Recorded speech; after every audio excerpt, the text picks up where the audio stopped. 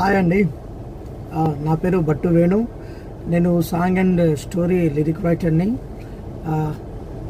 ఈరోజు మీతో పంచుకోవాల్సిన ఒక విషయం ఉన్నది.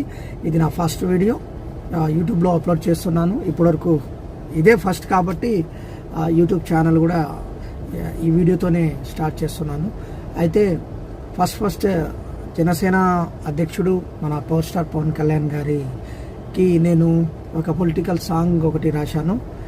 ఆ సాంగ్ ప్రమోషన్ కోసము పిఠాపురం వెళ్ళడానికి ఈరోజు నేను జగ్గేపేట మీదుగా వెళ్ళడానికి వచ్చానండి.